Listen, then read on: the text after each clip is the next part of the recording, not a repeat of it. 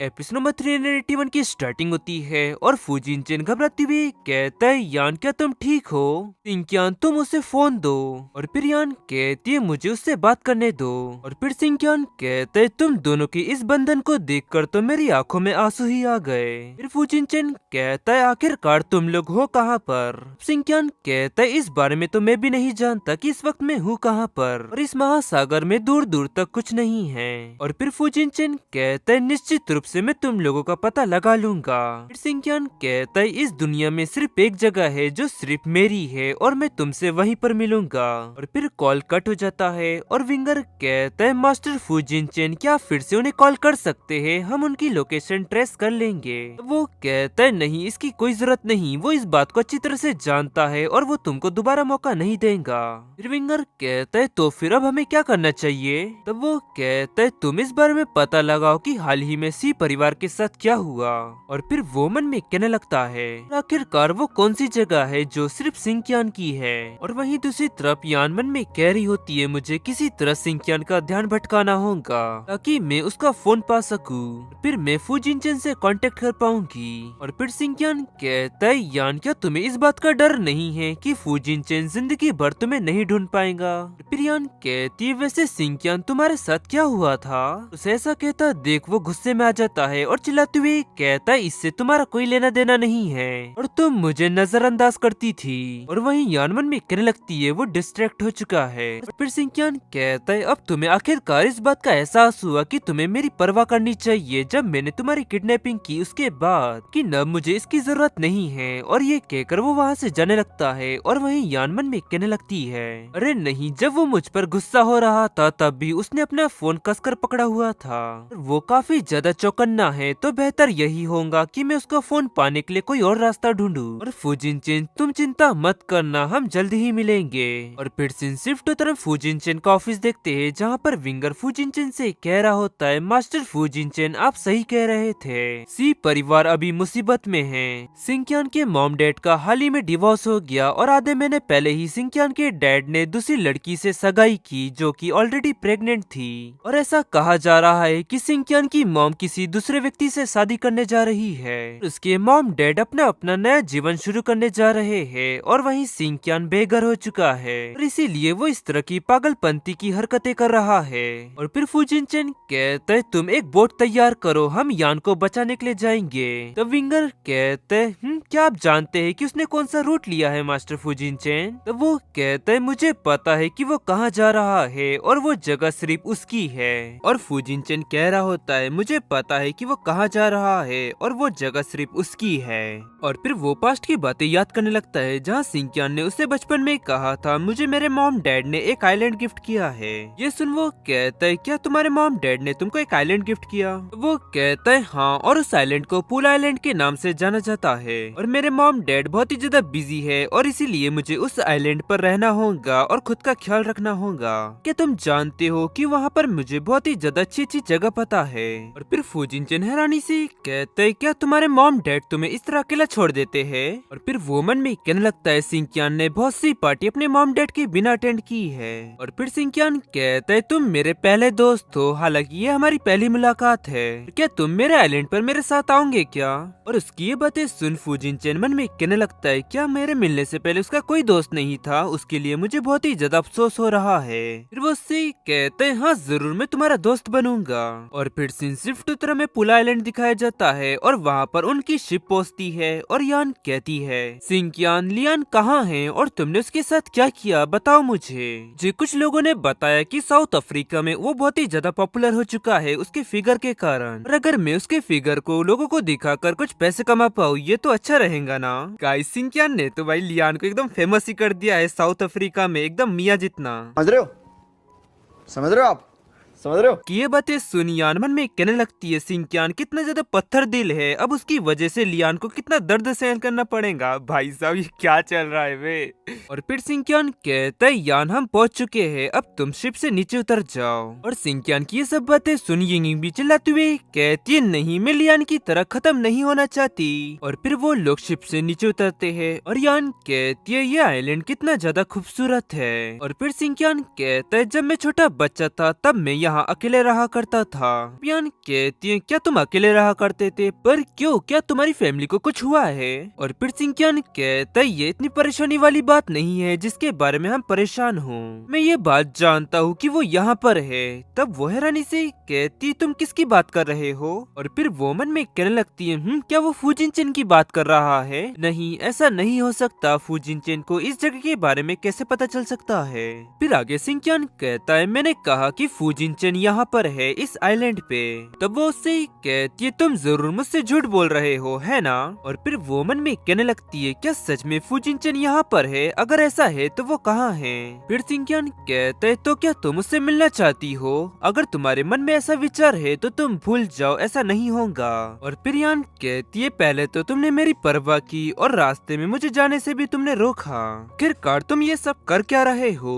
मैं तुमको पहले भी ये बात बता चुका हूँ और देखो मैं बस इतना चाहता हूँ कि। और तभी अचानक वहाँ पर एक चॉपर आ जाता है और सिंकियान कहता है हमेशा इस बात के बीच में कोई ना कोई आ ही जाता है। और फिर यान कहती है तुम्हें उससे नफरत है ना? अगर ऐसा नहीं होता तो फिर तुम मुझे उससे दूर ले जाकर उस पर पलटवार नहीं करोगे। और वही चॉपर के अंदर से फूजिनचेन चिल्लाती हुई कहता है यान। फिर सिंकियान कहता है देखो यान यहाँ पर है। और वहीं यान मन में कहने लगती है उसने ये बात खुशी से कही और फूजिनचेन को यहाँ पर देखकर वो बहुत ही ज्यादा खुश दिख रहा है। और वहीं फूजिनचेन चॉपर से नीचे कूद कर यान के पास जाती हुई कहता है यान देखो मैं आ गया। और वहीं यान भी आगे बढ़ती हुई कहती है फूजिनचेन। और वहीं सिंकियान मन में कहने लगता है मुझे अभी भी वो व्यक्ति याद है, हालांकि वो यहाँ पर मेरे लिए नहीं आया लेकिन इससे कोई फर्क नहीं पड़ता। और तभी अचानक सिंकियान यान के सर पर गन लगाती हुई कहता है तुम जहाँ पर हो वहीं पर रुक जाओ। और अगर फूजिनचेन तुमने हमारे पास आने की कोशिश करी तो तुम अपनी पत्नी के साथ साथ अपने बच्चे को भी खो दोगे।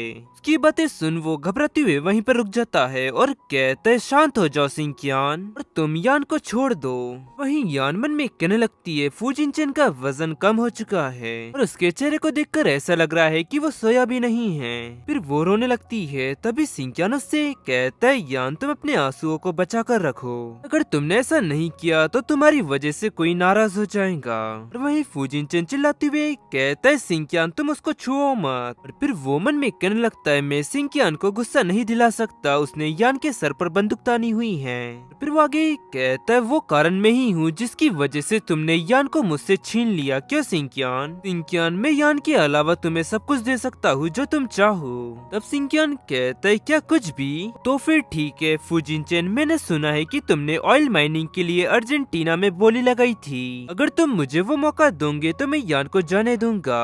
फिर यान चिल्लाती हुई कहती है नहीं। और फिर फूजिनचेन कहता है तो फिर ठीक है मैं अभी तुरंत उस कॉन्ट्रैक्ट पर साइन कर देता हूँ। सिंकियान कहता है तो फिर ठीक है कॉन्ट्रैक्ट लाओ और उसके साइन करवाओ। फिर यान चिल्लाती हुई कहती है फूजिनचेन तुमने इस माइनिंग के लिए बहुत ही ज्यादा कोशिश की थी, तुम इस तरह उसे खो नहीं सकते। और वहीं फूजिनचेन उस कॉन्ट्रैक्ट पर साइन करते हुए कहता है यान ये तुमसे ज्यादा इम्पोर्टेंट नहीं है। उसकी बातें सुन यान ब्लश करते हुए कहती है फूजिनचेन। फिर फूजिनचेन उसे कॉन्ट्रैक्ट देते हुए कहता है ये लो मैंने इस कॉन्ट्रैक्ट पर साइन कर दिए है, अब तुम यान को जाने दो। फिर सिंकियान यान को धकेलते हुए कहता है ठीक है यान अब तुम जा सकती हो। और फिर फूजिनचेन उसे संभाल कर गले लगाते हुए कहता है यान आखिरकार तुम मेरे पास वापस आ ही गई, भगवान का शुक्र है। फिर वो आगे बढ़ते हुए कहता है तुम लोग इस मोमेंट को एंजॉय करो। और वहीं फूजिनचेन कह रहा होता है यान मैंने इन दिनों तुम्हें बहुत ही ज्यादा मिस किया और मुझे माफ कर देना इतना लेट आने के लिए। यान कहती है नहीं फूजिनचेन तुमने ऐसा कुछ नहीं किया जिसके लिए तुम माफी मांगो, बल्कि ये सब तो मेरी गलती थी जो मेरी वजह से तुम्हें इतना ज्यादा परेशान होना पड़ा। और फिर तभी चौपड़ में से मिंग जाओ कहता है गले मिलना बंद करो और जल्दी यहाँ से चलो। और फिर फूजिनचेन कहता है चलो यान जाने का समय हो चुका है। और फिर वो वहाँ से चौपर में बैठकर जाने लगते हैं। और वहीं शिप में से सिंकियान स्माइल कर रहा होता है। फिर यान कहती है सिंकियान की प्लानिंग अभी तक खत्म नहीं हुई है मेरे ख्याल से। फूजिनचेन कहता है सिंकियान ने जो कुछ भी किया है उसके लिए उसको बहुत ही बड़ी कीमत चुकानी पड़ेगी। फिर यान कहती है हाँ फूजिनचेन मुझे भी उस दिन का इंतजार रहेगा। और फिर सीन शिफ्ट उत्तर में बाली आइलैंड में फूजिनचेन का विला दिखाया जाता है जहाँ पर फूजिनचेन यान से कह रहा होता है लाओ यान मैं तुम्हें चेक कर लूँ, निश्चित रूप से उस बुरे व्यक्ति के कारण तुम्हें कठिन समय का सामना करना पड़ा होगा। यान कहती माफ करना फूजिनचेन ये सब मेरी ही गलती थी। फिर वो कहते नहीं नहीं यान, तुमने कुछ भी गलत नहीं किया। भले ही तुमने खुद को बचाने की कोशिश की हो, लेकिन फिर भी वो बुरे लोग तुमको चोट पहुंचाएंगे। और यान, पिछले कुछ दिनों में क्या हमारे बच्चे ने कुछ हरकत दिखाई क्या? तब वो कहती है, नहीं बिल्कुल नहीं, वो तो बहुत ही ज्यादा प्यारा था, मानो वो पहले से ही जानता था कि मैं खतरे में हूँ। तब वो कहते हैं, हाँ बिल्कुल, जब वो बड़ा होगा तो वो काफी ज्यादा होशियार होगा। अब यान कहती है, हाँ बिल्कुल वो होशियार होगा क्योंकि तुम उसके डैड हो। उसकी बातें सुन वो ब्लश करने लगता है और फिर वो उसके क्लोज जाती हुई कहता है, भगवान का शुक्र है कि तुम सही सलामत मेरे पास वापस आ गई यान। क्या तुम जानती हो कि मैं इतना ज्यादा डर गया था कि अपना विश्वास खोने लगा था। फिर यान उसे किस करती हुई मन में कहती है, माफ करना फूजिन चेन, जो मेरी वजह से तुम्हें ये सब झेलना पड़ा। फिर तभी यान उसे पुश करती हुई कहती है, फूजिन चेन। उसे ऐसा करता देख वो चौंकते हुए कहते है, नहीं यान अभी नहीं। वहीं यान कांपते हुए रो रही होती है और कहती है, नहीं फूजिन चेन, मुझे ऐसा लगता है कि ये सच्चाई नहीं है। मुझे ऐसा लग रहा है कि मैं कोई सपना देख रही हूँ। जब मैं कल जागूंगी तो शिप पर होंगी और फूजिन चेन तुम मुझे कसकर पकड़ लो, हम दोनों की बॉडी को घुलने मिलने की जरूरत है। उसे इस तरह देख वो उसे किस करते हुए कहता है, मैं तुमसे वादा करता हूँ। फिर वो मन में कहने लगता है, यान काफी ज्यादा डरी हुई है और इस वजह से वो कांप रही है। फिर वो आगे कहता है, यान अब आगे से मैं तुम्हें कभी भी अकेला नहीं होने दूंगा। फिर वो उसे किस करते हुए मन में कहता है, आई लव यू यान। और फिर सीन शिफ्ट होता है नेक्स्ट डे की मॉर्निंग दिखाई जाती है और यान सीढ़ियों से नीचे उतरती हुई उससे कहती है, फूजिन चेन क्या तुम वो कॉन्ट्रैक्ट को वापस ले सकते हो? तब वो उससे कहता है, ध्यान से चलो यान, और तुम बिल्कुल भी चिंता मत करो सिंक्यान, उस कॉन्ट्रैक्ट के साथ भी मेरा कुछ नहीं बिगाड़ पाएगा। वो कहती है, लेकिन आखिरकार उसने तुम्हारी वो बोली की जगह क्यों ली? वो कहता है, क्योंकि उस ऑयल माइनिंग को उसके डैड चाहते थे और उसके डैड जो कुछ भी चाहेंगे वो उन्हें देंगा। लेकिन मुझे ऐसा लगता है कि ऑयल माइनिंग के साथ वो अपने डैड के ग्रुप पर कब्जा कर लेगा। और भले ही मैंने उस ट्रांसफर एग्रीमेंट पर साइन कर दिए हो, लेकिन मिस्टर आर उसे एक्सेप्ट नहीं करेंगे। और फिर यान कहती है, क्या उसके मॉम डैड ने उसे छोड़ दिया? मुझे तो उसके लिए बहुत ही ज्यादा अफसोस हो रहा है। फूजिन चेन कहता है, लेकिन वो जिस दौर से गुजरा है उस वजह से तुम्हें आहत नहीं होना चाहिए था।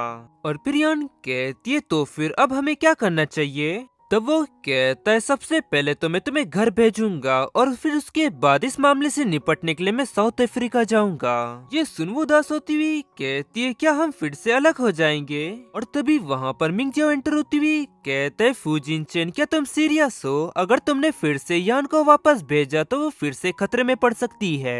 तब फूजिन चेन कहता है, चू यिंगिंग को गिरफ्तार कर लिया गया है और लियान को अफ्रीका भेज दिया गया है और वहीं सिंक्यान अपने डैड से निपटने में बिजी है। मुझे नहीं लगता कि यान को वापस भेजने में कोई खतरा है। फिर मिंगजियो कहता है, तुम सिर्फ ये अनुमान लगा रहे हो कि यान को वहाँ पर कोई खतरा नहीं है ना? और सच कहूँ तो यान का तुम्हारे साथ रहना ही बढ़िया रहेगा। और फिर यान कहती है, क्या मिंगजियो तुम ये चाहते हो कि मैं फूजिन चेन के साथ साउथ अमेरिका जाऊँ? वो कहता है, हाँ बिल्कुल, और ये तुम्हारे बच्चे के लिए भी बेहतर रहेगा अगर वो तुम्हारे साथ रहेंगी तो। और फिर यान कहती है, हाँ फूजिन चेन, मुझे भी ऐसा ही लगता है कि मेरा घर पर रहना ज्यादा खतरनाक होगा। और फिर फूजिन चेन मन में कहने लगता है, हाँ मेरे ख्याल से यही ठीक रहेगा। फिर वो आगे उनसे कहता है, लेकिन साउथ अमेरिका भी बहुत ही ज्यादा खतरनाक है। और फिर यान फूजिन चेन को गले लगाती हुई कहती है, फूजिन चेन पिछले आधे महीने से मैं तुमसे दूर ही रही हूँ, बस अब मैं एक पल के लिए भी तुमसे दूर नहीं होना चाहती हूँ फूजिन चेन। फिर फूजिन चेन मन में कहने लगता है, हाँ हम दोनों इतने समय बाद एक दूसरे से मिले थे और अब मुझे भी उससे दूर रहने से नफरत हो चुकी है। फिर उनसे कहता है, तो फिर ठीक है, लेकिन ये काफी ज्यादा लंबा सफर है और इससे हमारा बच्चा ठीक तो रहेगा ना? तब यान कहती है, क्या तुम्हें इस बात की चिंता है? और फिर वो मन में कहने लगती है, तो फिर हम हमारे साथ मिंगजियो को क्यों नहीं रख लेते? फिर वो दोनों ही बड़े प्यार से उसकी तरफ देखने लगते हैं और उनको खुद को इस तरह देखता देख मिंगजियो कांपती हुई कहता है, तो क्या तुम लोग ये चाहते हो कि मैं भी तुम्हारे साथ चलूं? फिर वो वहाँ से जाती हुई कहता है, बिल्कुल नहीं। वहीं यानो से रोकती हुई कहती है, रुक जाओ मिंगजियो, हमें तुम्हारी जरूरत है। फिर वो कहता है, नहीं तुम मुझे जाने दो, मुझे घर वापस जाकर अपनी पत्नी के साथ रहना है। फिर यान उससे कहती है घर वापस जाने में इतनी खुशी की बात क्या है, और मिंग जाओ कैसा रहेगा कि किंगनिंग और जुआन तुम्हारे साथ रहे, तो तुम इसे अपनी एक ट्रिप समझो। और फिर वो मन में कहने लगता है हाँ ये किंगनिंग के करीब पहुंचने का एक अच्छा मौका है। और फिर वो उससे कहता है तो फिर वहाँ पर जो कुछ भी खर्चा होगा उसका बिल तुम्हें चुकाना होगा। तब वो कहती है हाँ ठीक है वो सब तुम मुझ पे छोड़ दो। और फिर वो खुश होती हुई कहती है फूजिनचेन मैं तुम्हारे साथ ट्रेवल कर सकती हूँ। वो कहते है ध्यान से यान, सच में यान तुम एक बच्ची की तरह बर्ताव करती हो क्या, तुम भूल गई कि तुम प्रेग्नेंट हो।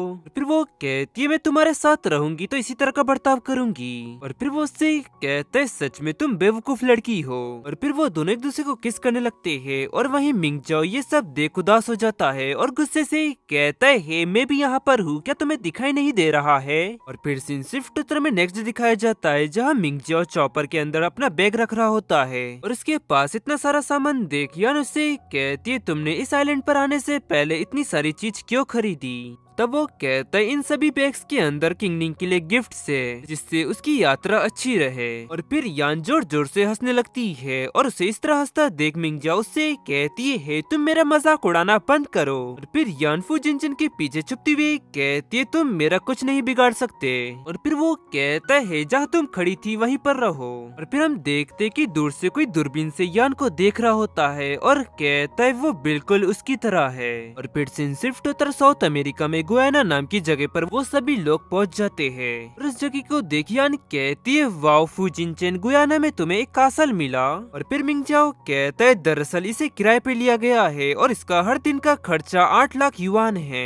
ये सुन यान काफी ज्यादा चौंकती हुई कहती है नहीं फूजिनचेन चलो हम कोई छोटी सी जगह पे चलते हैं ये काफी ज्यादा महंगा है। तब वो कहता है यान तुम उसकी बकवास पर विश्वास मत करो ये जगह मेरी है। और वहीं मिंग जाओ हंसती हुई कहता है यान तुम कितनी बड़ी बेवकूफ हो। और उसे इस तरह हंसता देख यान गुस्से से उससे कहती देखना मिंग जाओ मैं जल्दी ही तुम्हारी ऐस मारूंगी। मास्टर फूजिनचेन मिस्टर आर ने आज रात की पार्टी में आप सभी को इनवाइट किया है। यान कहती है क्या हमको भी, तो वे निश्चित रूप से ये चाहते कि मैं भी इसमें शामिल हूँ। और फिर फूजिनचेन कहता है मिस्टर आर के कंट्रोल में ये जगह है और इसमें कोई आश्चर्य की बात नहीं है कि वो ये बात जानते हैं कि तुम भी यहाँ पर आई हुई हो।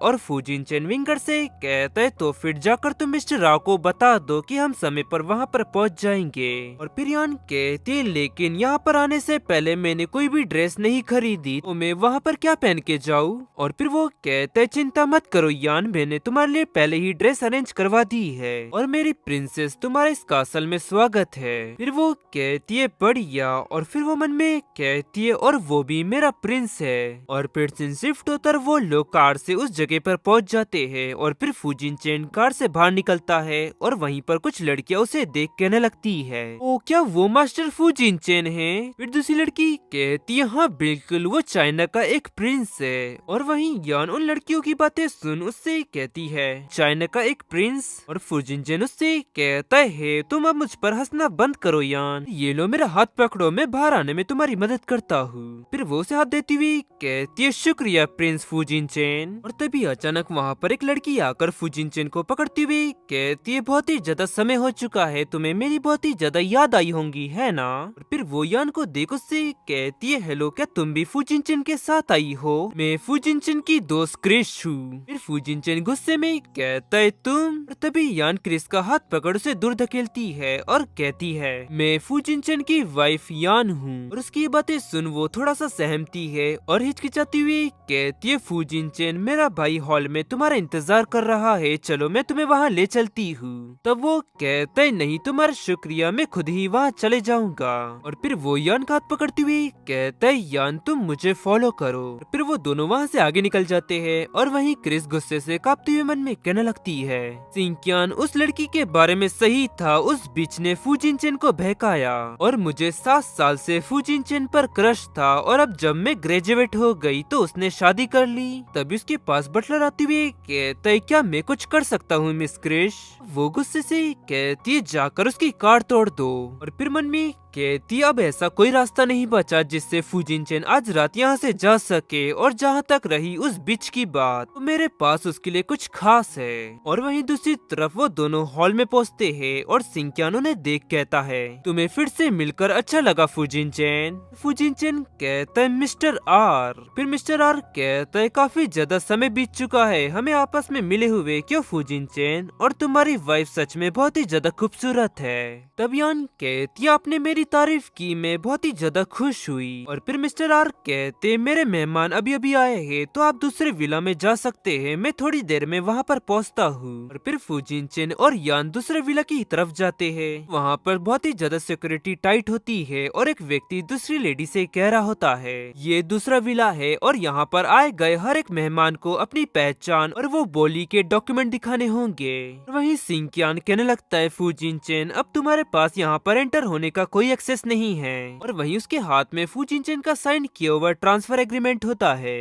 तभी वहाँ उसके पास एक व्यक्ति आते हुए कहता है कमीने तुम मुझे वो एग्रीमेंट दे दो। वहीं यान हैरानी से कहती तो क्या वो सिंक्यान के डैड है? और उन्हें देखकर तो ऐसा लगता है कि उन दोनों की आपस में नहीं बनती। फिर फुजिनचेन कहता है देखो यान अब शो शुरू हो चुका है। और वहीं सिंक्यान अपने डैड से कहता है तुम एक कुत्ते की तरह मेरे पीछे आ गए, और क्या वास्तव में ये एग्रीमेंट तुम्हारे लिए मायने रखता है? फिर उसके डैड कहते ये प्रोजेक्ट हमारे परिवार के लिए मायने रखता है और तुम इसके साथ इस तरह का बर्ताव नहीं कर सकते, बस तुम इसे मुझे दे दो। फिर सिंक्यान कहता है क्यों, मैं ऐसा क्यों करूंगा भला, और तुमको तो इसके लिए मुझसे भीख मांगनी चाहिए। तब उसके डैड कहते सिंक्यान मैं फाइनेंशियल ग्रुप का प्रभारी हूँ। और फिर सिंक्यान कहता है अगर मुझे इस माइनिंग का कॉन्ट्रैक्ट मिल गया तो तुम नहीं होंगे। और तभी उसके पास यान आकर उससे वो छीनती हुई कहती है हम सबसे पहले इस एग्रीमेंट की जांच क्यों नहीं करवा लेते। फिर यान उस एग्रीमेंट को मिस्टर आर के सेक्रेटरी को देती है और कहती है इस एग्रीमेंट की वजह से तुम दोनों को आपस में बहस नहीं करना चाहिए, ये तुम्हारे परिवार के लिए बिल्कुल भी अच्छा नहीं है। वहीं सेक्रेटरी उस एग्रीमेंट को देख कहता है सर ये एग्रीमेंट बिल्कुल भी इफेक्टिव नहीं है। और ये सुन वो दोनों ही चौंक जाते हैं और सिंक्यान कहता है नहीं ऐसा कैसे हो सकता है। उसके डैड कहते क्या ये इफेक्टिव नहीं है। फिर वो सेक्रेटरी आगे कहता है जिन जिन लोगों ने बोली लगाई थी उन सभी को इस डॉक्यूमेंट के साथ एक गोल्डन कार्ड दिया था, और जब तक आप वो गोल्डन कार्ड नहीं दिखाओगे तब तक आप इस विला में एंटर नहीं हो सकते। तो सर आपका वो गोल्डन कार्ड कहाँ है? तब वो घबराती हुई कहता है क्या गोल्डन कार्ड? फिर वो मन में कहता है फुजिनचेन ने मुझे धोखा दिया। और फिर फुजिनचेन कहता है सिंक्यान तुमको इन्फॉर्मेशन तो थी लेकिन तुमको किसी ने ये नहीं बताया कि गोल्डन कार्ड ज्यादा इम्पोर्टेंट है। फिर सिंक्यान कहता है तुमने ये सब जानबूझकर किया है ना? तब वो कहता है अगर मैंने ऐसा नहीं किया होता तो तुम यान को नहीं छोड़ते, और इसके अलावा तुम्हारे डैड ऑयल माइनिंग चाहते थे और मुझे पूरा यकीन था कि ये सब हो जाने के बाद तुम यान को जरूर छोड़ दोगे, और उस वक्त मेरे लिए यही ठीक था क्योंकि कुछ भी मैं तुम्हें उस दौरान देने को तैयार था क्योंकि मैं यान को सुरक्षित मेरे पास चाहता था। और फिर चिल्लाती हुए सिंक्यान कहता है तो फिर तुमने दूसरा जाल क्यों बिछाया?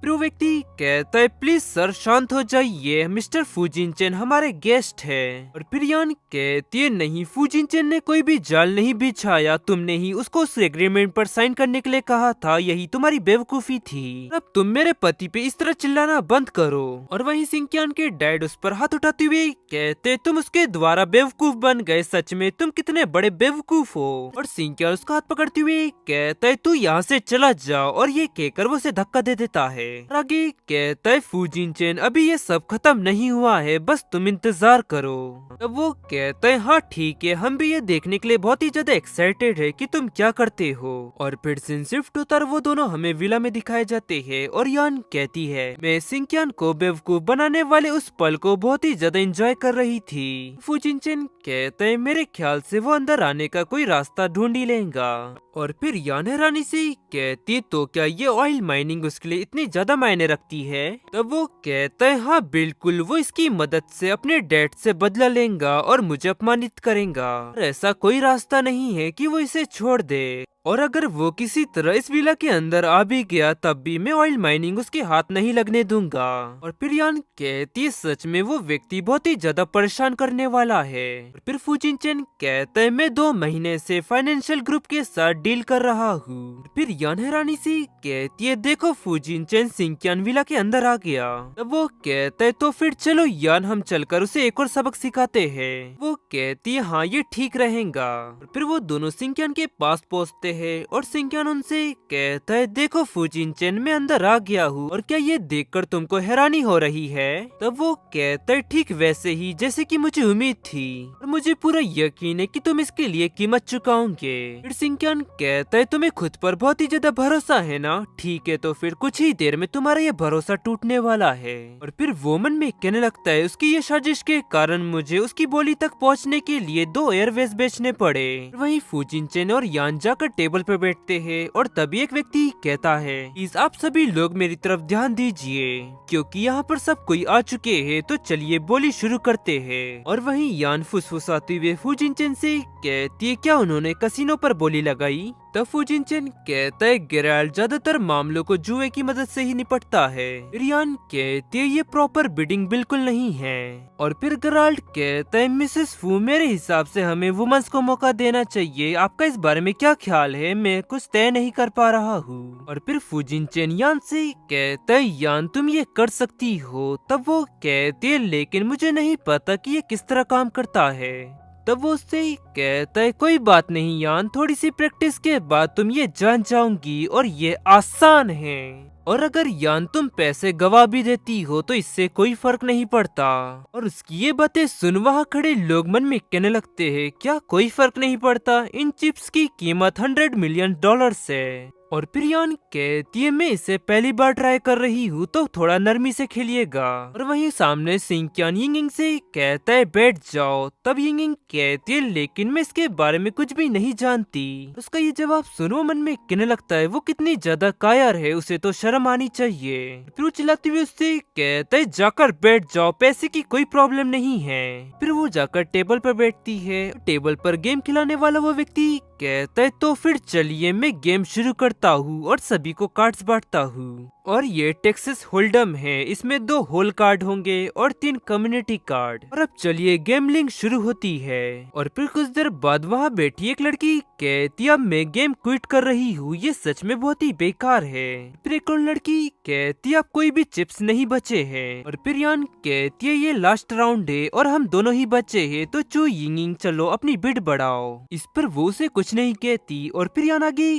कहती है तो फिर ठीक है मैं अपना दाव बढ़ा रही हूँ। और फिर यान चिप्स आगे बढ़ाती है और 2 लड़कियां उसके पास आती हुई कहती है वाओ आपने 100 मिलियन से भी ज्यादा का दाव लगाया। उसी लड़की कहती है सच में आप कितनी ज्यादा इम्प्रेसिव है। और वहीं सिंकियान मन में कहने लगता है मुझे लगभग 100 मिलियन का लॉस होने वाला है और मुझे लगता है कि यान के पास जो यिंगिंग के मुकाबले ज्यादा बेहतर कार्ड है, लेकिन अगर मैं अभी ही क्विट कर देता हूँ तो मुझे कम नुकसान होगा। और वहीं जो यिंगिंग कांपती हुई कहती है मैं हार मानना चाहती हूँ। और फिर सिंकियान कहता है चलो शर्त बढ़ाओ और यान तुम हमेशा लकी नहीं रहोगी और यान हमेशा डींगे मारने से कुछ नहीं होगा। तो फूजिन चेन ना ही अपना लक खोएगा और ना ही वो ऑयल माइनिंग। फिर वो मन में कहने लगता है यान बहुत ही ज्यादा डरी हुई महसूस कर रही है, इससे साफ पता चलता है कि इसने जो कहा था वो झूठ था। आगे वो कहता है चलो शर्त बढ़ाओ और अपने कार्ड दिखाओ। अब यान कहती है मिस्टर सिंकियान इतना साहसी कदम, लेकिन मुझे माफ करिएगा लेकिन मैं सीधे फ्लश बनाती हूँ। फिर वो कार्ड दिखाती है और वो कार्ड एक इक्का होता है और आगे कहती है तुम हार गए। और जैसा कि तुमने अभी अभी कहा था तो तुम $200 मिलियन के साथ साथ ऑयल माइनिंग का अधिकार भी दोगे। और फिर सीन सिर्फ टूथरम गेट का सीन देखते हैं जहाँ पर गेराल्ड कह रहा होता है हम अगली बार फिर मिलेंगे। फिर यान कहती अगर आप हमें इनवाइट करेंगे तो हम उसे अस्वीकार नहीं करेंगे। फिर फूजिन चेन कहते क्योंकि मेरी वाइफ को यहाँ दोबारा आना है तो मेरे ख्याल से आपको कोई दिक्कत नहीं होगी है ना। और फिर गेराल्ड कहता है ऐसा लगता है कि आपकी पत्नी आपके परिवार की प्रभारी है। वो कहता है हाँ बिल्कुल वही है। है और उसकी सलाह के बिना तो मैं पैसा ही नहीं कमा पाता। तभी वहाँ गेराल्ट के पास एक व्यक्ति आता है और धीरे से उससे कहता है मास्टर फुजिनचेन की कार को। और फिर गेराल्ट हिचकिचाते हुए कहता है मास्टर फुजिनचेन पार्किंग में कुछ गड़बड़ हो गई है और मुझे आपको ये बताते हुए खेद हो रहा है कि मैं आपको अभी आपकी कार नहीं दे सकता। रियान कहती है लेकिन ये दुर्घटना कैसी हुई? फिर गेराल्ट कहता है इस दुर्घटना के लिए मैं माफी चाहता हूँ, लेकिन मैंने आपके लिए दूसरी कार की व्यवस्था कर दी है और मैं उम्मीद करता हूँ कि इससे आपको कोई दिक्कत नहीं होगी। तब वो कहता है हाँ ठीक है मिस्टर गेराल्ट, मुझे कोई दिक्कत नहीं है, लेकिन बेहतर होगा कि आप कुछ लोगों को सिखाए कि किस तरह बर्ताव किया जाता है। और फिर वो दोनों कार में बैठकर वहाँ से निकल जाते हैं। और फिर गेराल्ट के पास क्रिश आकर उसे चलाती हुई कहती है तुम उसके लिए कार की व्यवस्था कैसे कर सकते हो? तब गेराल्ट कहता है उसकी कार को कोई भी एक अच्छी लड़की कभी नुकसान नहीं पहुंचाएंगी और अब तुम वापस जाओ और जाकर सीखो कि किस तरह बर्ताव करना चाहिए। फिर वो गुस्से से कहती है क्या? और फिर वो मन में कहने लगती है क्या गेराल्ट ये चाहता था कि मैं उस लड़की की खातिर वापस चली जाऊं? और फिर सीन शिफ्ट होकर वहीं दूसरी तरफ कुछ गुंडे आकर उस कार को रोक लेते हैं और कहते हैं जल्दी करो अपनी कार से बाहर आओ नहीं तो हम तुम्हें मार डालेंगे। और फिर उनका साथी गेट ओपन करता है और चौंकती हुई कहता है आखिरकार यहाँ पर कोई क्यों नहीं है? और वहीं दूसरी तरफ सिंक्यान चौंकती हुई कहता है क्या वो लोग कार में नहीं थे? अब उसका आदमी कहता है हाँ सर मैं सच कह रहा हूँ, ड्राइवर ने हमसे कहा कि वो पहले ही कार से उतर गए थे। फिर सिंक्यान कहता है अरे नहीं वो फिर से भाग गए। और फिर सीन शिफ्ट होकर में फुजिनचेन का कासल दिखाया जाता है जहाँ पर यान कह रही होती है फुजिनचेन तुम्हें बिल्कुल भी इस बात का अंदाजा नहीं है कि आज मैं कितना ज्यादा घबरा गई थी। फिर फुजिनचेन कहता है जब तुम गेम खेल रही थी तो मैंने देखा कि तुम्हें खुद पर बहुत ही ज्यादा भरोसा था। तब वो कहती है नहीं नहीं बिल्कुल नहीं, मुझे तो बहुत ही ज्यादा बेचैनी हो रही थी और मैं ये बात जानती थी कि तुम उन्हें धोखा दे रहे हो, लेकिन फिर भी मैं कोशिश कर रही थी खुद को शांत रखने की। और फिर वो कहता है नहीं मैंने धोखा नहीं दिया। तब वो हैरानी से कहती है क्या तुमने नहीं किया? और फिर वो कहता है मैंने तो बस एक छोटी सी अरेंजमेंट की थी, लेकिन यान सच में तुम बहुत ही ज्यादा लकी थी। और फिर वो कहती है क्या सच में? तो फिर मुझे लॉटरी खरीदनी चाहिए। और अगर फुजिनचेन क्या होता अगर मेरा लक काम नहीं करता और मैं 200 मिलियन डॉलर्स हार जाती तो? तब वो कहता है अगर मैं सच में हार भी जाता तो भी मुझे कोई दिक्कत नहीं थी और यान इस बार तुमने मेरी काफी ज्यादा मदद की तो मुझे अपना एहसान चुकाने दो। फिर वो ब्लश करती हुई कहती है लेकिन हमारा बच्चा। वो कहता है इससे उसे कुछ दिक्कत नहीं होगी। वहीं यान मन में कहने लगती है मेरे चेहरे को रगड़ना बंद करो। और फिर फुजिनचेन कहता है मिंगजाओ ने कहा है कि हम ऐसा कर सकते हैं। और फिर यान ब्लश करती हुई कहती आखिरकार तुम इस बारे में उससे कैसे पूछ सकते हो? तब फुजिनचेन कहता है क्योंकि हर दिन कोई ना कोई मुझसे ये कहता था।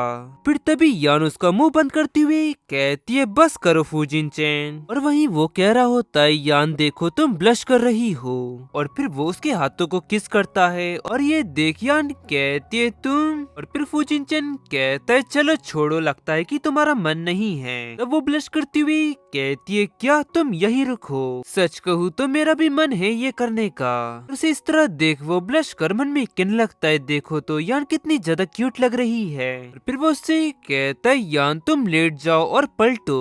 तब वो हैरानी से कहती है क्या पलटू? आखिरकार तुम करना क्या चाहते हो? तब वो कहता है मैं बस तुम्हारी मालिश करने वाला हूँ। वो कहती है तो क्या तुम मेरी मालिश कर कर मेरा कर्ज चुकाना चाहते हो? तब वो कहता है हाँ बिल्कुल, क्यों क्या हुआ? तुम किस बारे में सोच रही थी? वो कहती है कुछ नहीं, तुमने फिर से मुझे धोखा दिया। और वहीं फुजिनचेन उसकी मसाज करने लगता है और फिर वो कहती है थोड़ा धीरे करो। तब वो कहता है देखो पूरे शरीर की थकान मिटाने के लिए मुझे थोड़ा जोर लगाना ही होगा। वो कहती है हाँ लेकिन ये बहुत ही ज्यादा हार्ड है। और फिर सीन शिफ्ट होकर वहीं दूसरी तरफ सिंक्यान के डैड उसे चिल्लाती हुई कह रहे होते हैं तुम कितने ज्यादा घटिया हो, 200 मिलियन हार जाने के बाद उस जुए का कर्ज चुकाने के लिए तुमने एयरपोर्ट को गिरवी रख दिया। तब सिंकियान कहता है तुमने उस एयरपोर्ट को शेयर होल्डर्स के पैसों से खरीदा है और मैं तुम्हारा बेटा हूँ, तो जो कुछ भी तुम्हारा है इसका मतलब वो मेरा है, तो इसमें कुछ भी गलत नहीं है। फिर उसके डैड कहते हमारा ग्रुप पैसों की कमी से गुजर रहा है, लेकिन तुम्हारा शुक्रिया जो तुमने ऑयल माइनिंग का अधिकार भी खो दिया और अब तो सब कुछ बदतर हो चुका है।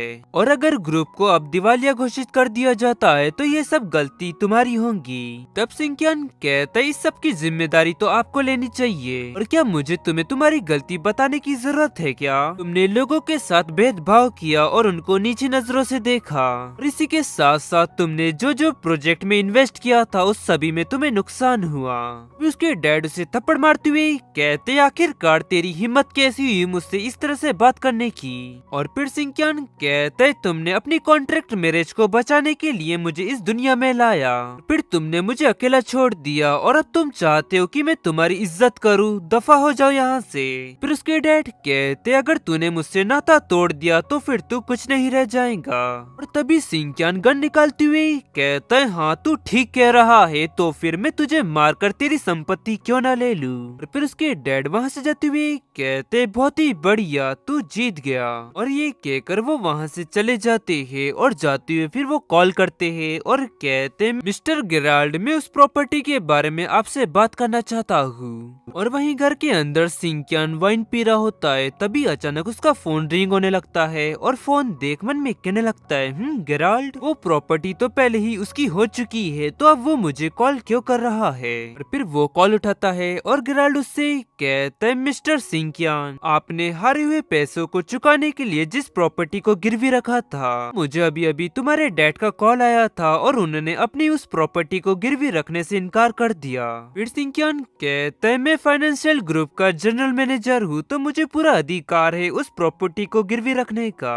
गेराल्ड कहता है मिस्टर सिंकियान क्या आप ये बात नहीं जानते कि फाइनेंशियल ग्रुप से आपको बाहर निकाल दिया गया है, और इसके अलावा तुम्हारे डैड तुम पर चोरी का आरोप लगाना चाहते हैं? और फिर सिंकियान कहता है नहीं ये सच नहीं हो सकता।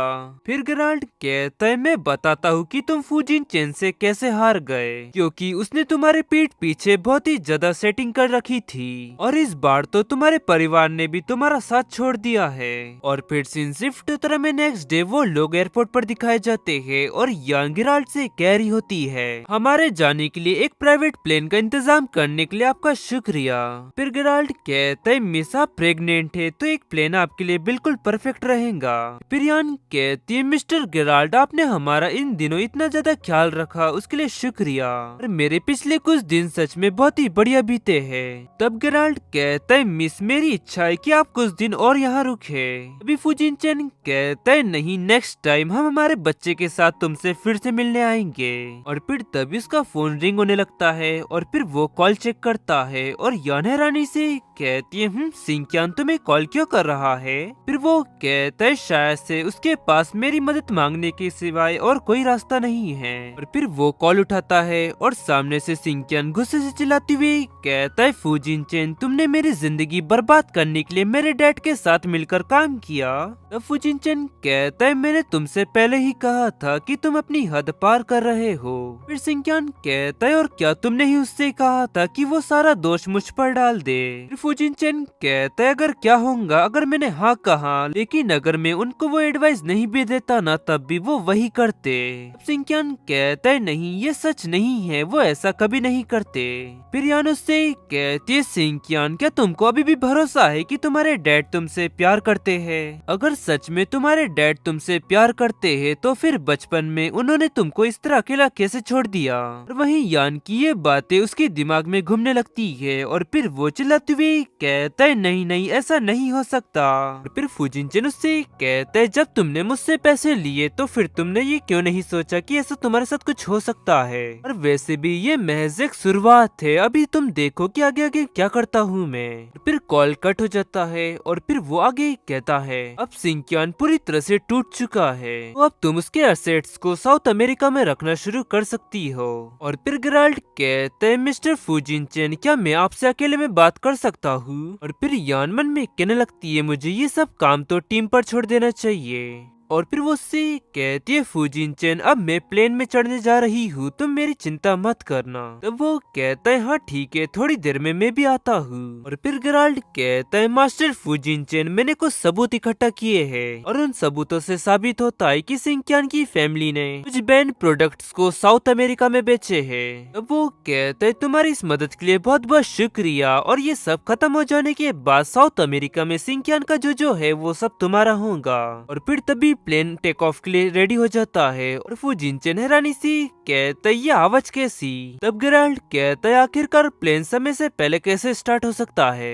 और फिर फुजिनचेन घबराती हुई कहता है अरे नहीं, यान उस प्लेन के अंदर है। और फिर सीन शिफ्ट होता है नेक्स्ट डे एक विला को देखते हैं जहाँ पर यान सोकर उठ जाती है और कहती है ये कौन सी जगह है और मेरा सर घूम रहा है। और फिर तभी मेड गेट नॉक करते हुए अंदर आती है और कहती है गुड मॉर्निंग मिस, और ये रहा आपका लंच, और आपको पता है कि आप 24 घंटे से सो रही है, और लीजिए पहले कुछ खा लीजिए। और फिर यान हैरानी सी कहती है मैं कहाँ पर हूँ। वो मेड कहती है मिस मैं आपको विश्वास दिलाती हूँ कि ये जगह आपके और आपके बच्चे के लिए बहुत ही अच्छी है। और उसे ये कहता देख यान मन में कहने लगती है वो मेरी भाषा बोल रही है, क्या मैं विदेश में नहीं हूँ अब। फिर वस्ती कहती है तुम कौन हो। वो मेड कहती है मिस मेरा नाम बिन है।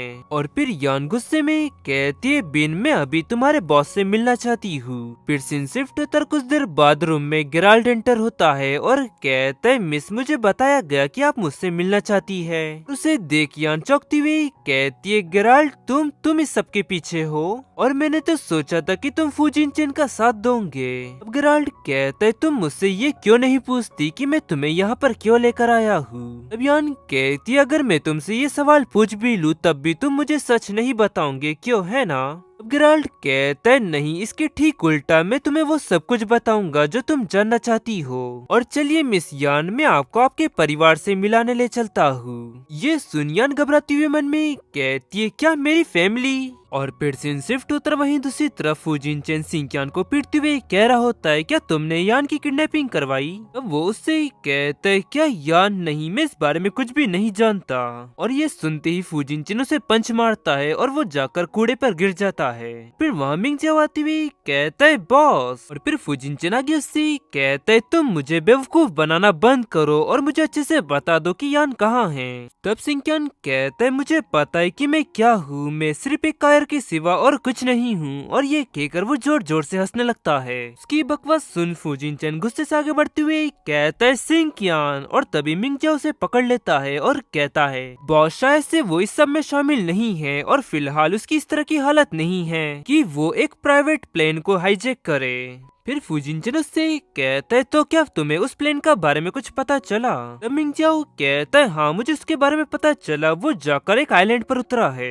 फिर वो कहता है तो फिर चलो वहाँ पर। और फिर सीन शिफ्ट होकर में अब्रॉड में सॉन्ग फैमिली दिखाई जाती है जहाँ पर मेडून आपस में कह रही होती है क्या वो सचमुच वापस आ चुकी है। फिर दूसरी मेड कहती है क्या तुमने उन्हें देखा, सुनने में आया है कि वो बिल्कुल मिस सॉन्ग जैसी दिखती है। तो वो पहली मेड कहती है क्या सच में। और फिर सीन शिफ्ट होकर में यान का रूम दिखाया जाता है और वो मन में कह रही होती है मैं कहाँ हूँ और फुजिनचेन को मेरी बहुत ही ज्यादा चिंता हो रही होगी। और तभी एक मेड उससे कहती है मिस आखिरकार आप जागे गई, और क्या आप कुछ पानी पीना चाहेंगी। तब यान उससे कहती है मुझे एक फोन करना है। तब वो मेड कहती है मिस हमने आपका फोन नहीं छीना। और फिर यान फोन चेक करती है और चिल्लाती हुई कहती है यहाँ पर कोई भी इंटरनेट या सिग्नल नहीं है तो मैं फोन का क्या करूँ। और फिर गाइस हम वहाँ पर एक लड़की को देखते हैं जिसका नाम चुड़ैल होता है चुड़ैल नहीं जुएल। वैसे गाइस ये दिखने में थोड़ी चुड़ैल जैसी तो लगती है, बस बैकग्राउंड थोड़ा हॉरर बना देंगे और इसकी ड्रेस को रेड कर देंगे तो। और फिर जुएल यान से कहती है मुझे तुम्हारी इसी तरह के बर्ताव की उम्मीद थी और तुम मेरी आंटी जैसी बिल्कुल नहीं हो। और फिर वो मन में कहने लगती है अगर सच में ये लड़की मेरी आंटी की बायोलॉजिकल बेटी हुई तो मुझे इस परिवार की संपत्ति कैसे मिलेंगी। यान कहती है ये बीच की तरह कौन भौंक रहा है। ये सुन वो कहती है क्या तुमने मुझे बिच कहा, मैं वैसी दिखती हूँ लेकिन हूँ नहीं। रियान कहती है मैंने तो ऐसा नहीं कहा, लेकिन अब तुम कह रही हो तो हो भी सकती हो। और फिर जुएल कहती है क्रिस्टिन सही थी, तुम सुंदर तो हो लेकिन तुम्हारे पास बिल्कुल भी दिमाग नहीं है। अब रियान कहती है कम से कम मैं सुंदर तो हूँ, तुम्हारी तरह चुड़ैल तो नहीं, मैं सही कह रही हूँ ना। और ये सुन जुएल गुस्से से कहती है तुम्हारी इतनी हिम्मत, तुमने मुझे चुड़ैल कहा। और फिर यंग मेट से कहती है मैं उससे बात कर कर अपना समय बर्बाद नहीं कर सकती, गिराल्ड को बुलाओ, मुझे उससे बात करनी है। तभी जुएल कहती है मैं भी गिराल्ड से मिलना चाहती हूँ, ये लड़की मेरी रिश्तेदार नहीं हो सकती, आखिरकार वो इसे यहाँ पर क्यों लेकर आया है। तब यान कहती है हाँ बेशक मैं तुम्हारी रिश्तेदार नहीं हो सकती क्योंकि तुम एक जानवर हो और मैं एक इंसान। ये सुन जुएल गुस्सा हो जाती है और कहती है क्या कहा तुमने, मैं अभी तुम्हें सबक सिखाती हूँ। और तभी मेड बीच में आती हुई कहती है प्लीज मैम ऐसा मत करिए। और तभी अचानक उसे थप्पड़ पड़ता है और वो कांपती हुई कहती है तुम्हारी इतनी हिम्मत कि तुमने मुझे थप्पड़ मारा। तब यान कहती है तू सच में बहुत ही ज्यादा बदतमीज है और मैंने तो तुम्हारी मॉम के बदले तुम्हें थप्पड़ मारा। और फिर जुएल कहती है मैं तुम्हें अभी तुरंत इस घर से बाहर निकलवा दूंगी, गार्ड जल्दी आओ। और तभी वहाँ गार्ड्स के नाम पे मेड सुना जाती है और कहती है क्या हुआ मिस। फिर जुएल कहती है उसे हॉल में ले जाओ, मैं अभी जाकर ग्रैंडमा से उसे सबक सिखाने के लिए कहती हूँ। और वहीं यान मन में कहने लगती है आखिरकार मैं यहाँ से बाहर निकल सकती हूँ और इस सब के पीछे जो कोई भी है मैं उससे मिल सकती हूँ। और फिर सीन शिफ्ट होकर वो सभी लोग हमें हॉल में दिखाए जाते हैं और वहीं यान मन में कैरी होती है। यहाँ पर रखी हुई फर्नीचर और बाकी चीजें बहुत ही ज्यादा एंटीक लग रही है और कहूँ तो ये पूरी जगह ही एंटीक है, या मैं किसी प्राचीन शहर में आ चुकी हूँ। और फिर तभी वहाँ पर एक लेडी आती है और इस लेडी का नाम क्यांग यून है। और आगे कहती आखिरकार यहाँ पर इतना शोर क्यों हो रहा है। और फिर जुएल कहती है ग्रैंडमा आपको मेरा साथ देना होगा, देखिए उसने मुझे थप्पड़ मारा।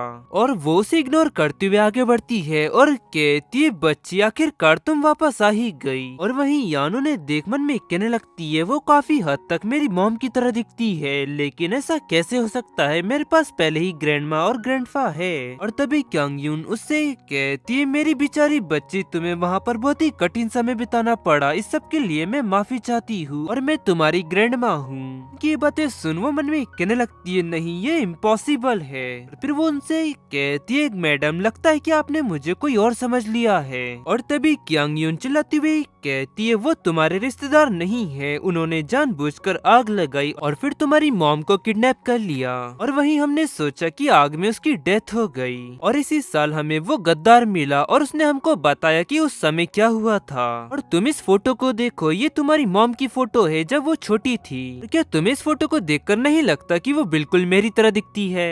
तब यान कहती है नहीं मैं इस फोटो को नहीं देखना चाहती, मैं बस घर वापस जाना चाहती हूँ, हट जाओ मेरे रास्ते से हट जाओ, जाने दो मुझे घर। और फिर तभी क्यांग यून कहती है रोको उसे। मेड्सुन आकर यान को पकड़ लेते हैं और क्यांग यून कहती है यान तुम इस परिवार से हो और वो व्यक्ति बेकार है और वो तुम्हारे बिल्कुल भी लायक नहीं है। फिर यान कहती है तुम ये कैसी बकवास कर रही हो। और फिर क्यांग यून कहती है हालांकि ये बच्चा भी हमारे ही परिवार से है और हम इसे रखेंगे और अब से तुम्हारा नाम मिस सॉन्ग है और तुम अब से यहीं रहोगी और बच्चे की देखभाल करूंगी। और उसकी ये बातें सुन यान कांपने लगती है और चिल्लाती हुई कहती है बिल्कुल नहीं, मुझे फुजिनचिन के पास जाना है, जाने दो मुझे। और तभी मेड उसे मारकर शांत करती है और क्यांग यून आगे कहती है तुम बहुत ही ज्यादा आज्ञाकारी हो और अब तुमने मेरे पास कोई विकल्प नहीं छोड़ा है, डॉक्टर आगे बढ़ो और उसे इंजेक्शन दो। और वही यान कह रही होती है नहीं। और क्यांग यून कहती है यान इस दुनिया से हमेशा हमेशा के लिए गायब हो जाएंगी और अब से तुम मेरी पोती बनोगी जिसका नाम है सॉन्ग। और वो डॉक्टर यान को इंजेक्शन लगा देता है और यान चिल्लाती हुई कहती है फुजिनचेन मुझे मत छोड़ो।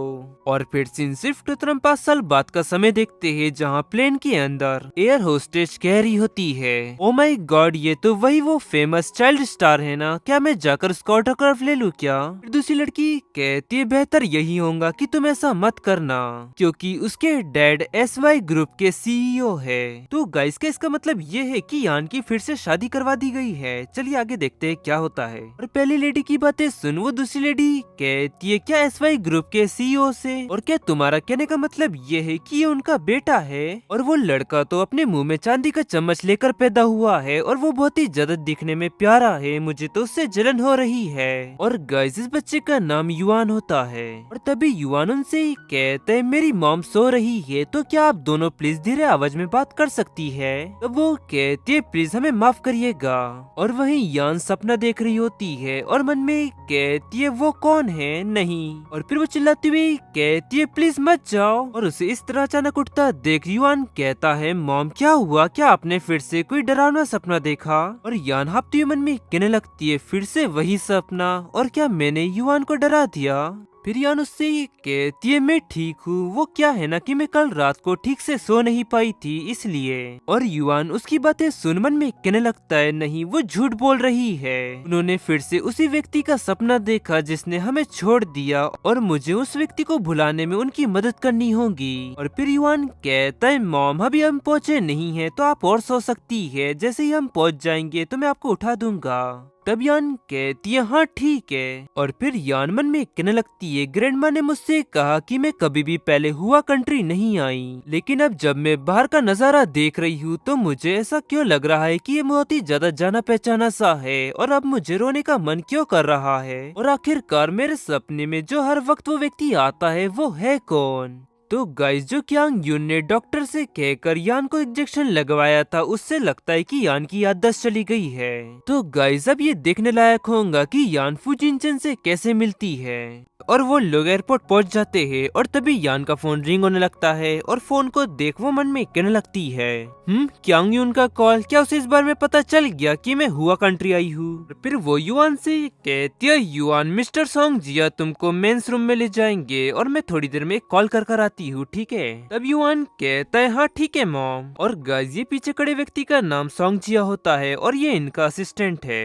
फिर वो लोग वहाँ से आगे बढ़ जाते हैं और वो कॉल उठाती है और क्यांग यून चिल्लाती हुई कहती है यान वापस आओ, तुम मेरी परमिशन के बिना वहाँ कैसे जा सकती हो। तब यान कहती है मैडम मैं यहाँ पर एक कॉन्ट्रैक्ट साइन करने के लिए आई हूँ और मुझे सबसे पहले प्रोजेक्ट को भी असिस्ट करने की जरूरत है। और वहीं उसकी ये बातें सुन क्यांग यून मन में कहने लगती है उसने फिर से मुझे मैडम कहा, और अब तो 5 साल बीत चुके हैं और वो मुझसे नाराज है और हालांकि उसकी याददाश्त चली गई है। तब वो कहती है कंपनी की कॉन्ट्रैक्ट को साइन करने के लिए कोई भी जा सकता था, तुम्हें ऐसा करने की जरूरत नहीं थी, ये तो बस तुम्हारा एक बहाना है। तब यान कहती है हाँ आप ठीक कह रही है, मैं यहाँ पर वापस इसलिए आई हूँ ताकि मैं पब्लिक लाइब्रेरी की ओपनिंग सेरेमनी को ज्वाइन कर सकूँ। और इस पब्लिक लाइब्रेरी को मेरी मॉम के दान किए गए पैसों से बनवाया था। इसी के साथ साथ ये पहली वो लाइब्रेरी है जो मेरी मॉम के पैसों से बनाई गई थी और मेरा यहाँ पर आकर इसे विजिट करने में क्या गलत है। और वहीं दूर खड़ा युआन कह रहा होता है मिस्टर सोंग जिया मेरी मॉम इतनी ज्यादा सुंदर है फिर भी मेरे डैड ने हमें क्यों छोड़ दिया। मैं समझ गया जरूर उनके दिमाग का एक पेज ढीला होगा, लेकिन घबराने की कोई बात नहीं है, मैं अपने लिए एक नया डैड ढूंढ लूंगा। और युआन की ये बातें सुन सोंग जिया मन में कहने लगता है क्या मुझे मिस यान को इस बारे में बताना चाहिए। फिर युआन आगे बढ़ते हुए कहता है मिस्टर सोंग जिया अब मैं मेंस के रूम में जा रहा हूँ, आप यहाँ रुककर मेरी मॉम का इंतजार कर सकते हैं। तभी सोंग जिया कहता है 1 मिनट रुको मैं भी तुम्हारे साथ चलता हूँ। तब वो कहता है नहीं मैं खुद ही वहाँ अकेला जा सकता हूँ और मिस्टर सोंग जिया प्लीज आप मेरी मॉम का ख्याल रखिएगा। फिर सोंग जिया कहते हैं हाँ ठीक है। और फिर वो मन में कहने लगता है लेकिन आप सिर्फ अभी 5 साल के हैं। और फिर वो हमें मेंस रूम में दिखाया जाता है और मन में कहता है क्या मॉम की कॉल पर बात खत्म हो गई होंगी। वहीं उसके बाजू में फुजिनचेन होता है और उसे देख वो मन में कहने लगता है वो सच में बहुत ही ज्यादा लंबे है और वो दिखने में भी बहुत ही ज्यादा हैंडसम है। और फिर तभी वहाँ पर एक व्यक्ति आकर चिल्लाते हुए कहता है मास्टर फुजिनचेन प्लीज मुझे नौकरी से मत निकालिए, मेरा कोई इरादा नहीं था उन लोगों को ये इन्फॉर्मेशन देने का और इस वक्त मेरी मॉम हॉस्पिटल में एडमिट है और उनको ऑपरेशन की जरूरत है और मेरी पत्नी ने भी मुझे छोड़ दिया है। मैंने ये सब इसलिए किया क्योंकि मैं अपनी मॉम को बचाना चाहता था और प्लीज मास्टर फुजिनचेन मुझे एक और मौका दीजिए। और वहीं युआन ये सब देख मन में कहने लगता है मास्टर फुजिनचेन वो एक बहुत ही अमीर व्यक्ति लगता है है। और फिर फूजिनचेन उस व्यक्ति से कहता है 3 महीने पहले तुमने अपने घर को गिरवी रखकर जुए के लिए पैसे उधार लिए थे और तुमने कर्ज चुकाने के लिए उस घर को बेच दिया जो कि तुम्हारे डैड ने तुमको दिया था, और इस सब की वजह से ही तुम्हारी मॉम बीमार पड़ गई। और घर बेचने के बाद तुम्हें जो कुछ भी पैसा मिला उससे तुमने अपना पूरा कर्ज नहीं चुकाया, और फिर तुमने अपनी पत्नी को पीटना शुरू कर दिया और उसे धमकाया कि वो अपनी बेटी की ट्यूशन फीस को तुम्हें दे दे, और इस सब की वजह से ही वो तुमसे अब तलाक चाहती है और तुम इसी के लायक हो। तुम्हें नौकरी से निकालने का फैसला मैंने लिया है और अब मैं ये फैसला नहीं बदलने वाला। वहीं वो व्यक्ति कांपते हुए कहता है नहीं नहीं, तुम ऐसा मेरे साथ नहीं कर सकते। तब वो कहता है चले जाओ मेरे सामने से। तभी वो व्यक्ति चाकू निकालता है और उसको मारने के लिए आगे बढ़ते हुए कहता है नहीं, तुम मेरे साथ ऐसा नहीं कर सकते। तभी युआन फ्लावर पॉट को लात मारते हुए कहता है ध्यान से, और वो जाकर उस व्यक्ति से टकराता है जिससे वो नीचे गिर जाता है। और फिर फूजिनचेन गुस्से से कहता है ऐसा लगता है कि तुम्हें मरने का शौक है। फिर वो उसका हाथ मोड़ देता है जिससे वो चाकू नीचे गिरता है। और वहीं युआन ये देख मन में कहने लगता है उसकी फाइटिंग स्किल सच में बहुत ही बढ़िया है। फिर तभी वहाँ पर एक व्यक्ति आते हुए कहता है मास्टर फूजिनचेन यहाँ क्या हो रहा है। तब वो कहता है ये व्यक्ति मुझे चोट पहुंचाना चाहता था, तुम इसे यहाँ से बाहर ले जाओ। और फिर वो व्यक्ति चिल्लाते हुए कहता है फूजिनचेन मैंने तुम्हारे लिए 30 साल काम किया है और इस सब के बदले तुम मुझे इस तरह धन्यवाद दे रहे हो, और मैंने तुमसे सिर्फ 2 लाख ही मांगे थे ना, तो इसमें तुम्हारे लिए कौन सी बड़ी बात है। मरने के तो तुम लायक हो फूजिनचेन, तुम ना ही अपनी पत्नी और ना ही अपने बच्चे की रक्षा कर सके। तभी वो व्यक्ति चिल्लाते हुए कहता है चुप हो जाओ। और फिर वो मन में कहने लगता है अरे नहीं, मास्टर फूजिनचेन को ये बिल्कुल पसंद नहीं कि कोई उनके पत्नी और बेटे के बारे में बुरा भला कहे। और फिर फूजिनचेन कहता है बस उसे यहाँ से ले जाओ, मैं अब उसे कभी नहीं देखना चाहता। तब वो व्यक्ति कहता है ठीक है मास्टर फूजिनचेन, और फिर वो उस व्यक्ति को पकड़कर वहाँ से ले जाने लगता है। और इसी दौरान वो व्यक्ति चिल्लाते हुए कह रहा होता है फूजिनचेन इस सब की तुम्हें कीमत चुकानी पड़ेगी। और वहीं युआन उसे देख मन में कहने लगता है वो बहुत ही ज्यादा उदास लग रहा है, और ये अफसोस की बात है कि उसकी पहले ही पत्नी और एक बच्चा है, ये तो वो मेरे डैड बन सकते थे। तो मेरे लिए बेहतर यही होगा कि मैं यहाँ से निकल जाऊँ, मॉम मेरा इंतजार कर रही होंगी। ये कहकर वो वहाँ से जाने लगता है। तभी फूजिनचेन उससे कहता है रुको छोटे बच्चे। और फिर युआन कहता है क्या हुआ, क्या तुम मुझे किडनैप करने के बारे में सोच रहे हो क्योंकि मैं बहुत ही ज्यादा सुंदर हूँ। वहीं फूजिनचेन उसकी ये बातें सुन मन में कहने लगता है वो सच में बहुत ही ज्यादा होशियार बच्चा है, और मेरा जो बच्चा होगा वो लगभग उसकी ही उम्र का होना चाहिए। फिर वो उससे कहता है मैं बस तुमसे ये पूछना चाहता हूँ कि तुमने मेरी तरफ हाथ क्यों बढ़ाया। युआन कहता है नहीं, मैंने तुम्हारी तरफ हाथ नहीं बढ़ाया, मैंने तुम्हारी तरफ लात बढ़ाई। इसकी ये बात सुन वो हंसती हुई कहता है अच्छा, तो इसके लिए तुम्हारा शुक्रिया। और गाइस इसी के साथ ये एपिसोड यहाँ एंड होता है। पसंद आया तो लाइक एंड सब्सक्राइब जरूर करें। मिलते हैं आपको जल्दी नेक्स्ट एपिसोड में।